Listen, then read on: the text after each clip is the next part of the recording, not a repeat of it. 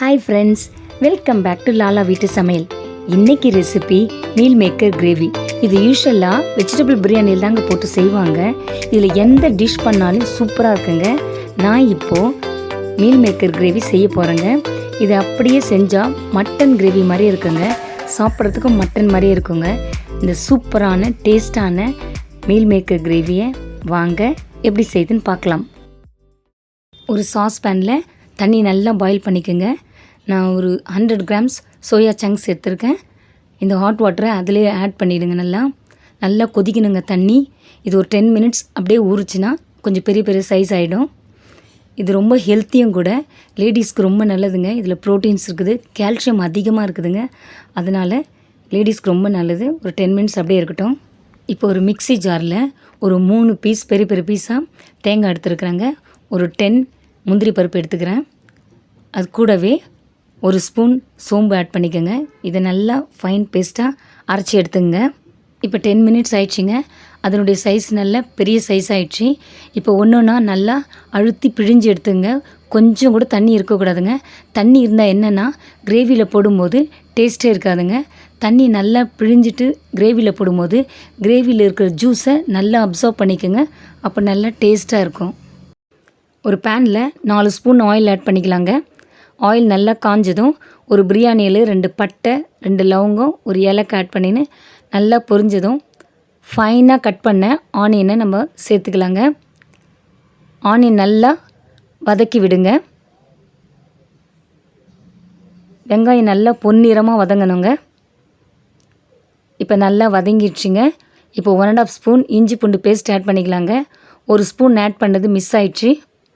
நல்லா பச்சை வாசனை போகிற வரையும் நல்லா மிக்ஸ் பண்ணி விடுங்க. இப்போ நம்ம கொத்தமல்லி கருவேப்பிலை ஆட் பண்ணிக்கலாங்க. அதையும் நல்லா மிக்ஸ் பண்ணி விடுங்க. ஆயிலில் கொஞ்சம் ஃப்ரை ஆகட்டும். இஞ்சி பூண்டு நல்லா வதங்கிடுச்சிங்க. நம்ம ஃபைனாக கட் பண்ண தக்காளியை நம்ம ஆட் பண்ணிக்கலாங்க.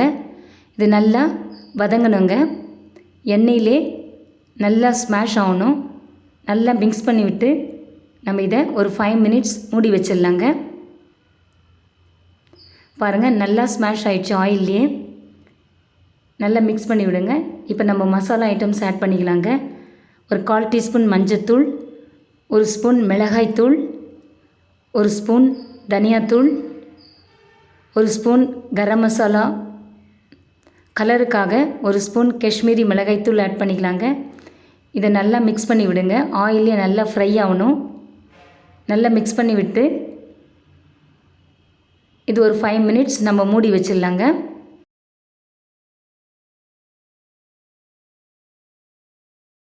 பாருங்கள், நல்லா ஆயிலில் ஃப்ரை ஆயிடுச்சு. இப்போ நம்ம சோயா சங்க்ஸ் ஆட் பண்ணிக்கலாம்.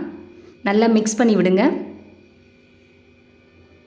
நல்ல ஒரு மசாலாலே ஒரு 5 மினிட்ஸ் இருக்கட்டுங்க. இப்போ தண்ணி ஆட் பண்ணிக்கலாம். நல்ல ஒரு கிளாஸ் தண்ணி ஆட் பண்ணிக்கோங்க. இன்னும் உங்களுக்கு கிரேவி நிறைய வேணும்னா கூட நீங்கள் ஆட் பண்ணிக்கோங்க. இப்போ நல்லா மிக்ஸ் பண்ணி விட்டு ஒரு 5 மினிட்ஸ் குக் ஆகட்டுங்க. மூடி வச்சிடலாம். இந்த டைமில் உப்பு காரெல்லாம் செக் பண்ணிக்கோங்க.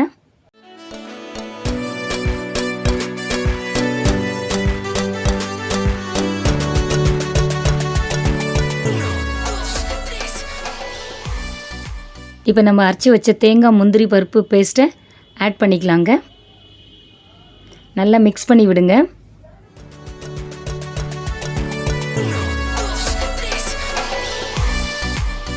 இப்போ நம்ம மூடி வச்சிடலாம்.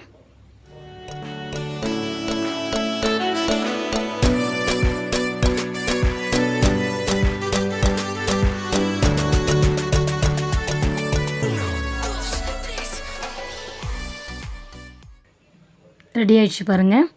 சூப்பரான மீல் மேக்கர் கிரேவி ரெடி. இப்போ நம்ம கொத்தமல்லியை தூவிட்டு ஸ்டவ் ஆஃப் பண்ணிடலாங்க. பாருங்கள், மட்டன் கிரேவி மாதிரியே இருக்குது. நல்லா மிக்ஸ் பண்ணி விடுங்க. பார்க்குறதுக்கும் நல்லா மட்டன் மாதிரி இருக்குது. அவ்வளோதாங்க, நீங்களும் ட்ரை பண்ணி பாருங்கள். இந்த சூப்பரான டேஸ்டான மீல் மேக்கர் கிரேவியை நீங்களும் வீட்டில் ட்ரை பண்ணி பார்த்துட்டு கமெண்ட் பண்ணுங்கள். இது டேஸ்ட் மட்டும் இல்லைங்க, ஹெல்த்தியும் கூட.